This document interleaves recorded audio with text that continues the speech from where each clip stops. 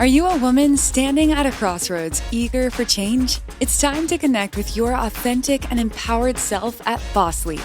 Join Dr. Sylvia Morris and Dr. Angela Walker in this empowering community where real-life stories of courageous and talented women inspire and motivate.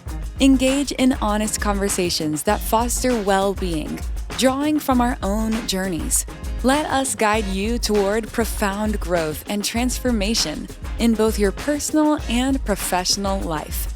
Here are your hosts, Dr. Sylvia Morris and Dr. Angela Walker.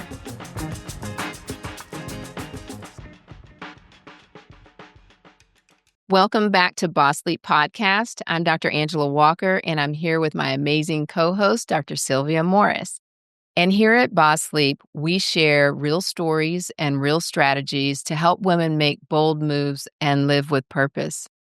Today, we're diving into a topic that touches so many of us: burnout and stress management. Oh, my goodness. If you have ever felt exhausted, no matter how much sleep you get, disconnected from work or people you love, or like you are running on empty, then this episode is for you. We're going to break down what burnout really is, how to recognize it, the causes of good stress and bad stress, and most importantly, 5 practical steps that you can start using today to manage stress and protect your well-being. So, Angela, let's go ahead and get started talking about burnout. What is burnout? So I think it's a good start to define it, right? Burnout is more than just being tired. It's so many components. It's a state of emotional, physical, and mental exhaustion. And it's just caused really by prolonged stress. It's typically not just one event that causes burnout. And if you look at definitions, the World Health Organization defines it a workplace phenomenon with basically 3 key features. One is exhaustion, which we can almost all relate to. Cynicism and detachment, which you often see. That's a bad one. Mm-hmm. That is. And then because of all that, reduced effectiveness in your job. I don't know that I can resonate with that one, but I imagine probably it does. Maybe I don't want to admit it because, we have both exhibited, I think, some signs of burnout along the way. What do you think? Yeah, it's funny when I think I have been burned out several times in my kind of career. Yeah. And when I first think about it, when I finished training, so we go to medical school and then you do residency training. And I was on call every 4th night. I think you and OBGYN, you were on call every 3rd night, which is crazy. And to give a little clarity around what being on call means, we trained in the dark ages, so in the late 90s. Yep. And when you were on call, that means you would show up at work at 8 o'clock in the morning, and then you would work all day, all night. All night. Your And the call next day. would end at 8 a.m. the next morning. However, you still have work to do. Because remember, we're taking care of people, human beings. So you had to complete your work. And there would be some days that I wouldn't leave the hospital until 5 or 6 o'clock in the evening. So that means that I have been up literally for at least 36 hours. And I remember driving home and getting home and thinking, was that light red or green? Reduced effectiveness. Yeah. Okay. Exactly. Yes. Exactly. Yes. So when we talk about kind of just the exhaustion, and it really does have an impact on how we are able to effectively do work. Yeah. When were you burned out, or when's your earliest recognition that you were burned out? I think the first time was, my girls were probably elementary and middle school, and was in my second practice, and we were super busy and delivering a lot of babies. And again, the call. Now, my frequency of call had changed. So I think at the most every 5th or every 6th, but it was up to every 8th, which was good. It's just that when you were on call, it was, very busy, Awesome. and I didn't have, the day off, the next day to rest, so it was similar to that kind of that residency feel. But I just realized when I got home, I was short. I didn't like, and that's not my nature to be, snippy with my girls, and, just wasn't happy, and took stock of, what was going on. And in the midst of this, system of kind of production base, and the more you do, the more you make, You eat um, what you kill, I think is what eat you what you kill. introduced to us. Yes, I was trying not to use those terms, but but That yeah, good. I realized, okay, I have control here. I can either continue to work like this, make a lot more money, be unhappy, and cause my family to be unhappy, or I can say, I know my value and I also know my limits. And that's what I went in and I said, I need to put a limit on how many deliveries I can do in a month. And these are the things that I need. And of course it affected, my revenue. It affected how much money I made, but I couldn't have been happier. I was more present. I was actually more present at, kids' events.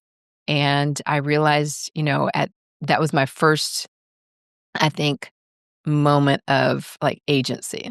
Like, I have power here. I can change what I'm doing, and I mean, I'm in a position where I could say that and do that, and if I had to leave, I could and get another job, and I know that everybody can't necessarily do that, but I was more proud of myself for realizing that I needed to make a change. But, yeah, that was first, and that yes, we can talk more, but that way in terms of what has come after that is probably during the pandemic was the second realization that, Yeah, well, let's kinda talk about that because I know Mhm, one of the reasons that we started Boss Sleep Podcast is mhm, because not only did we wanna talk to amazing women, and we mhm, definitely are doing that, but mhm, also because we wanted something different for our lives and yes, also being able to continue to be in service and yes, use our experience and knowledge in a way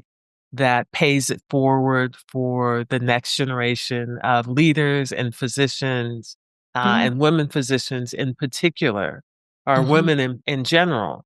And I think that when we talk about Boss Lead, we are just offering other opportunities. So, how are you going to live a little bit different? So, if you are mhm, burned out, how can you envision your life differently? yeah, And we try and give little anecdotes for that. along Talk the way. about kind of the importance of Boss Sleep on your burnout journey. Oh my goodness, I think it is, uh, fuel in my tank every episode.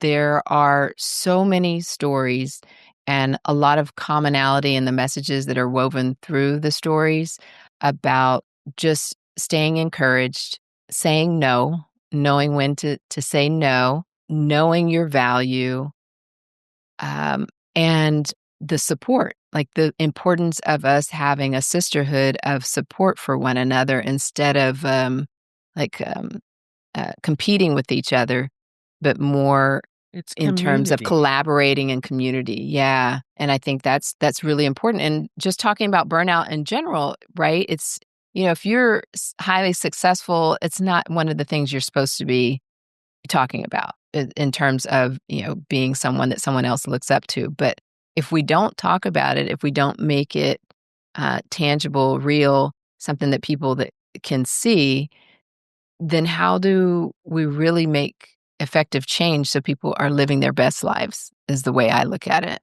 I couldn't agree with you more.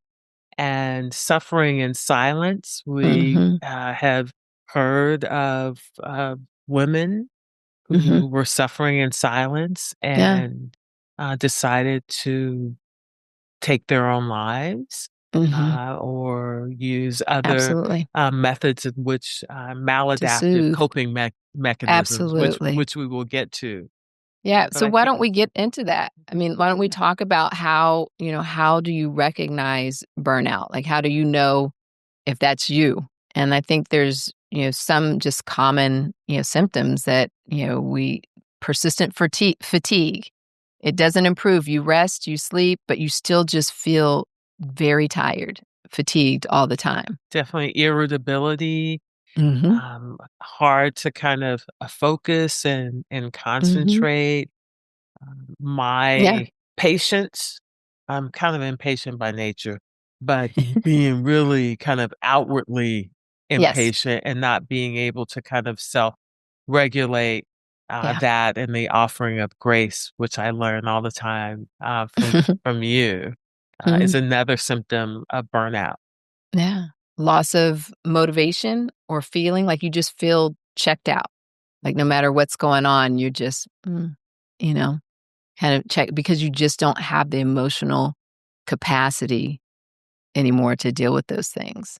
And then you talk about physical symptoms. People come in, and sometimes this is what we uncover, right? In the office, they're complaining of headaches, problems sleeping, GI issues. And if you take a really good history and physical and talk about what else is going on, sometimes it leads you back to the actual stressors in somebody's life. If people, will come in and say, well, every Sunday night, I'm feeling a little more Mhm. anxious and, I have difficulty sleeping. I remember pre-call, all of those sort of feelings of like, Mhm. oh God, gloom and doom. Yeah. And it's not something that just kind of goes away with, oh, I'm going to go on vacation for 7 days and I'm Right. going to come back and I'm going to be refreshed. Right. No amount of vacation Yeah. helps with burnout, and they have to kind of be intentional about, how am I living my life? Who Mhm. am I in community with, Mhm. in order to kind of tackle this? Yeah. And I think lastly, in terms of like how to recognize it, I think this is the point where for me, if I'm starting to withdraw from work, because I love work, I love the people that I serve, I love, helping, women through whatever it may be, pregnancy, menopause, adolescence, all those changes. And if you start to withdraw from what used to bring you joy, withdrawing from family, don't have the time, don't want to stay on the phone. For me, forgetting about the joy I got in hobbies like painting, and things that would, just I'd rather just check out and watch, Netflix. I think those are just signs that people can recognize in themselves, hopefully, that, hey, something's going on. Take your temperature, see what's going on, and take an inventory in terms of, and I think for me, I can relate to, during the pandemic, feeling overwhelmed, obviously with that alone, but a job in which, we were seeing so many patients in a day and all the additional responsibilities to seeing patients, all the additional paperwork that you had to do, but it was more than a reasonable amount. And leaving the office, sitting in my car, and I tell this story all the time, just like tears rolling down my eyes, like, I don't know what's going on, but this is not joyful anymore. And it doesn't feel right. It's not serving me. So then you wake up the next day and you don't want to go to work. Mm, And so that was a moment I realized, okay, something has to change. really, and there is some overlap because what I'm also hearing, it's like, well, depression or just some Mhm. other symptoms that Sure. kind of, butt up against, burnout. So we Yes. definitely want to take this moment to say it's really important that you talk with your, healthcare provider, Yes. physician, your mental health provider, your therapist, psychotherapist, Yes. psychiatrist, whomever it is. But the most important thing is knowing that you are not alone Not and alone. that there is opportunity, to improve. So we Yes. spent a lot of time on sort of the Mhm. symptoms of burnout, Mhm. but I also want us to kind of talk about, well, what causes burnout? So we've talked Mhm. about work And work can be in the home, Mhm. outside of the home. Yes. You know, we want to talk about to our caregivers who are caring for elders in our families, in our community, Mhm. certainly people in the armed forces. But burnout can affect people in different locations, not necessarily the work environment. Absolutely. I mean, other factors that cause it, a lot of times you'll see people in our profession, perfectionism, always trying to make it absolutely, yeah. Which, We I mean, take there's care of value. people? Yeah, Yes. absolutely. You want to do your very best, but, in all aspects of your life, it can't always be, perfection. Difficulty saying no as a good Ooh. provider, and I Can know you that say that again, Angela? difficulty in saying no. Yeah. Mhm. Because can you do this? Absolutely, I can do it, and for some of it people, it gets them up the ladder in their career, but others, it feeds their worth, their self-worth. I'm always willing. But actually, in some circumstances, it become a source of burnout, right? May I add Um something here? Mhm, So I've started saying it to myself, mhm, yes, I can do this, but hmm, do I need to do it mhm. or must I do it? There must be someone else because my ego tells me I'm the I only can do person that. that can get this done. I can do Uh-huh. this. I'll But do the best job. now exactly, my evolved, hopefully higher self now Mhm, says, mhm. "Girl, you're not the only person who can do this. Let somebody else do this. Don't go volunteering first. Let that Mhm. email sit for 24 hours. Yep, It will be A-okay because what is for me is for me." right. So that's what And I've if been trying to and do. if you're not sure in that moment, how about, "Can I get back with you on that?" Mhm. If you're Instead not of the sure, the ongoing. answer is probably no, No. but, Right. Agreed, agreed, agreed. Agreed. But maybe you'll land a little easier on somebody. absolutely. And I think the other, important things that we should bring out in terms of causes can be whether it's in a work environment, home, relationship, lack of support. That's Oh, huge. I mean, that makes all the difference in the world is having a supportive environment, to do what you're doing. but can it also be that sometimes I know that I have been guilty of this is Mhm, because I have an internal sense of responsibility and mhm. I get used to carrying and doing and saying yes, Yeah. that then people respond to that, you Uh-huh. know? So I'm Mhm, teaching people how to treat me because, oh, well, she always says yes and she's got mhm. it, so she doesn't need our help. Yeah, Truly, I do. I do. So when Mhm, saying no and mhm. saying please and thank you, those are my magic words. And Yes. people then learn how they can show up for me and we teach them, Mhm. especially for me that, my partner and that those things, Yeah. how I need to be supported and cared for. Absolutely. So support is huge. And so what you just said is not only having it, but asking for it and making it known that you need it. So that you're not always the person that, oh, she's got it all together. She's all, yeah. And then I think, people sometimes stay too long in toxic environments. Again, all of the facets we talked about, work, personal friendships, all of those things. And so trying to navigate through and either being able to eliminate those or working through to create more positive, cultures around you. So, Gotta know um, when to leave, gotta know yeah, when to let go. yeah. I too So have hung on to jobs a little bit too long in too my long. prior life. Yeah, And we all have. yeah, Yeah, mm, yeah, we all have. So, absolutely. So yeah. now that we know what causes burnout and what some of the symptoms are, what are some ways that we can better manage healthy ways, positive ways that we can manage burnout and stress? All right, Sylvia. So yes, let's talk about some, actionable steps we can get into to manage stress. And just before we do that, there's two different types of stress, right? There's actually a good stress called eustress, EU stress, Not the which is band.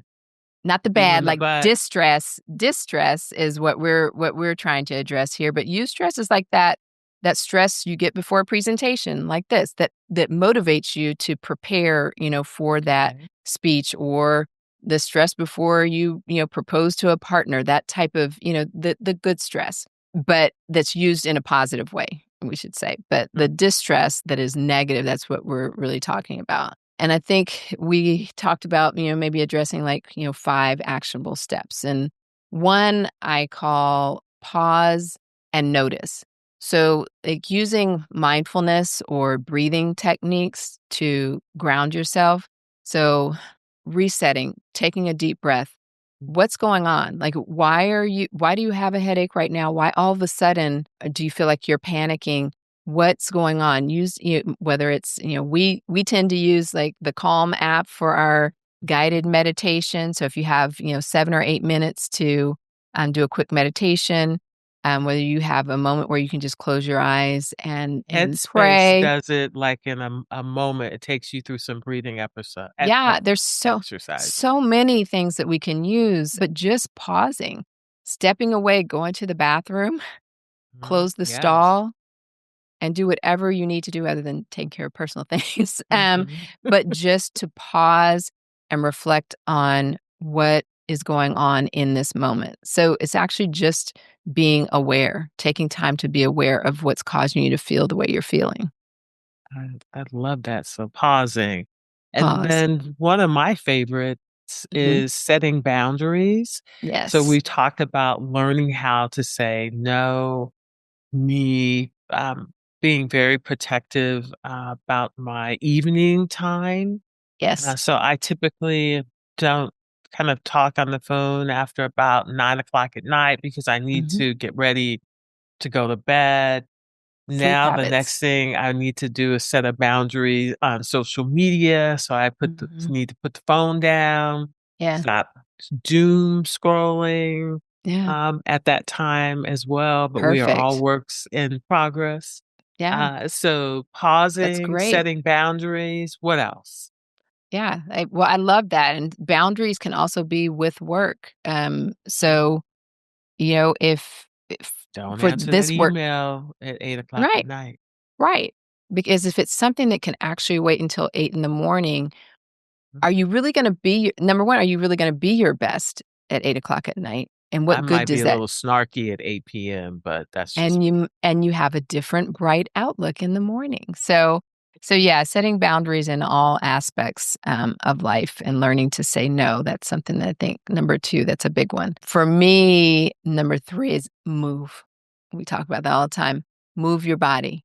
Even if it's 10 minutes. Before we did podcast today, I knew I didn't have time to take a long walk, but I did a 10-minute walk, which turned into a 15-minute. But I nice. had the time to kinda decompress, to reflect on the things that, we thought we wanted to talk about today that were important, to let other things go so that I would be present, fully present, but also got my vitamin D. I got, 10 Yes. minutes of sunshine, and so moving. So if you're at work, taking the stairs to get up and down, walk.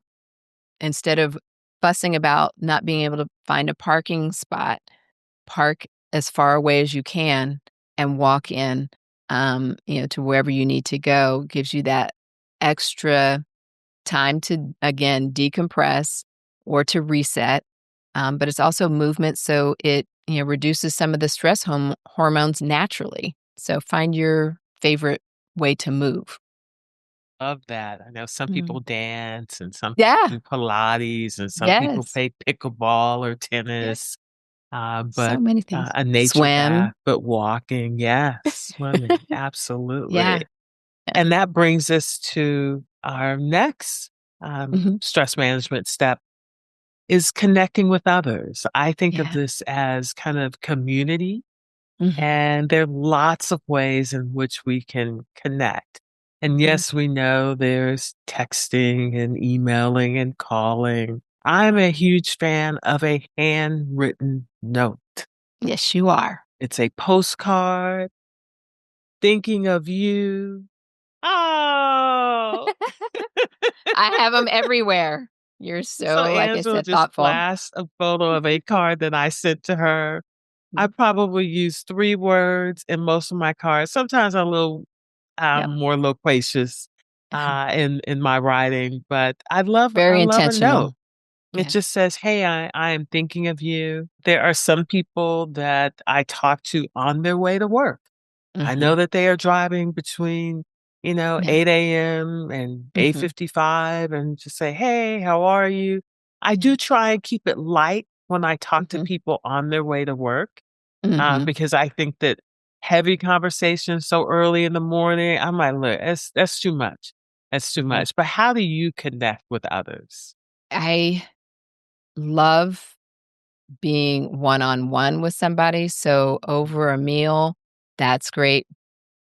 But I think obviously what we do together connecting, talking about boss sleep and in our girls trips connecting, being intentional with my kids and FaceTime is so much better than just, talking or texting. So I always cherish that, spending time, with my husband, after work trying to decompress about the day. And it's just, I think it's making the time, right?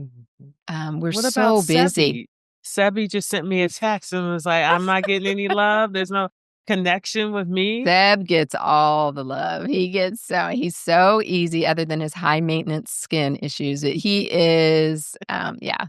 Animals are good connectors, right? I mean, Yeah. they sense our emotions and they tend to respond in ways that, sometimes people can't. So, I think it's taking all of that in, but just being intentional, about when you speak to somebody and as you said, which was something I had to teach, my husband is like, the morning time before going to school is not the time to reprimand. Like, this is like, that's the start of a day. I mean, people don't realize, sometimes how they're affecting others. So I think that's a good point to make is you don't want to unload on somebody, but I try to remember connecting, like with you, you are that person that will not necessarily say, "Oh, I'm not feeling good," or "This isn't." But when I hear something in your text, Oh. like, Sometimes my "Hmm," text be real loud. or something that's missing, it's Yes, just trying to, be that's intentional funny. about checking in on others is what I'm trying to Mhm. say.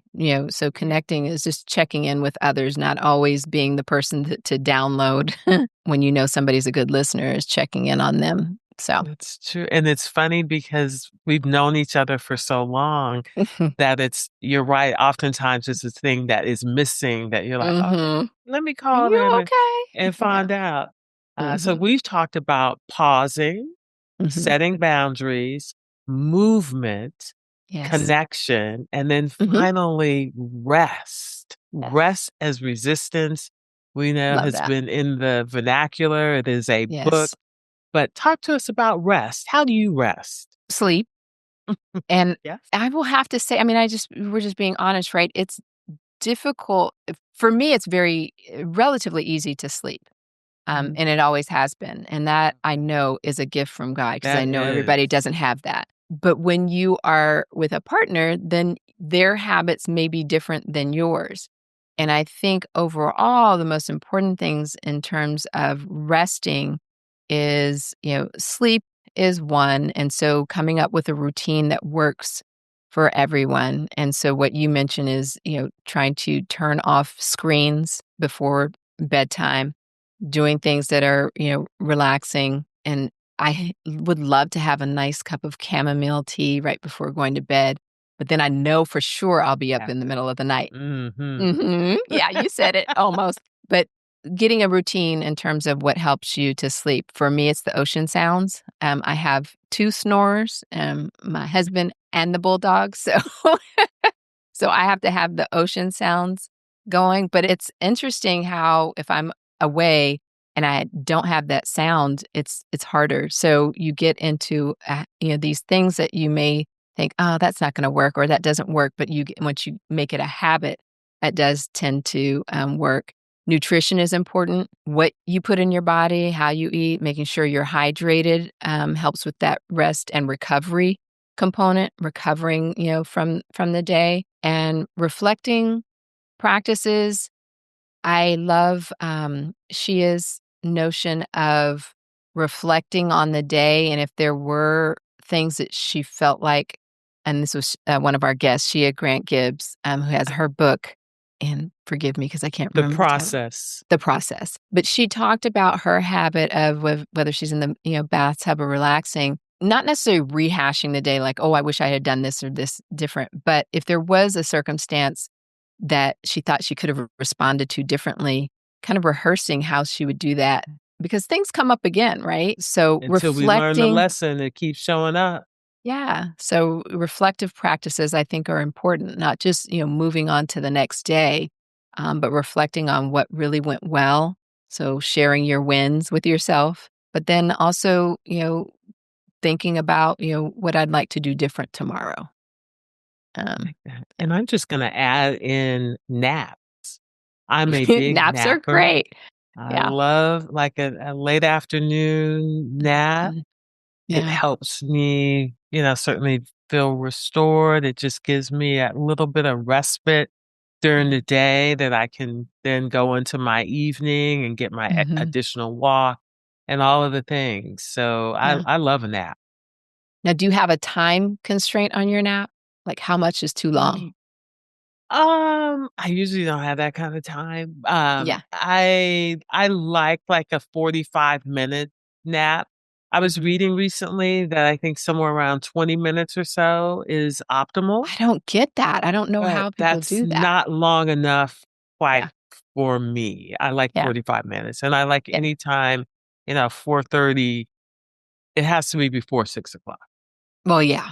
Mhm. Otherwise, you're just going to bed. Mhm. Exactly.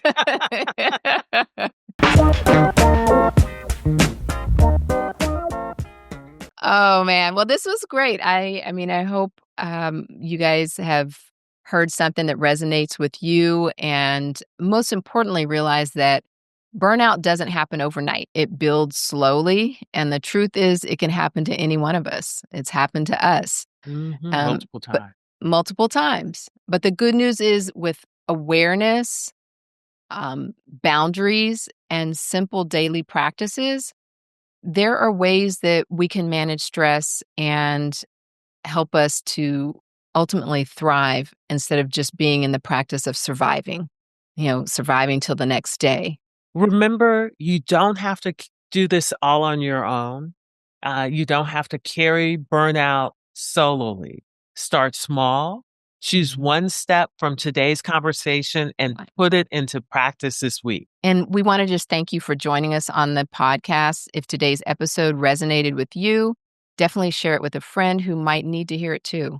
And don't forget to follow and subscribe so you never miss an episode. And until next time, take good care of yourself, keep leaping boldly, and most importantly, may you be well. May you be well. That's a wrap on another episode of Boss Leap. May this conversation enlighten your path toward personal growth and professional empowerment. For more thought-provoking and eye-opening discussions like this one, head to our website at bossleappodcast.com. Always remember to celebrate your wins and trust yourself.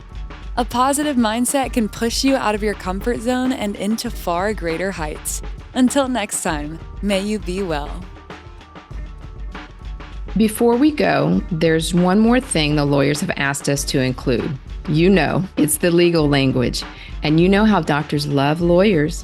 This podcast is presented only for educational and entertainment purposes. Although we are doctors, on this show, we are just your friends. This podcast is not intended as a substitute for the advice of your physician, professional coach, psychotherapist, or other qualified professionals. Understood? Awesome. We'll see you in the next episode.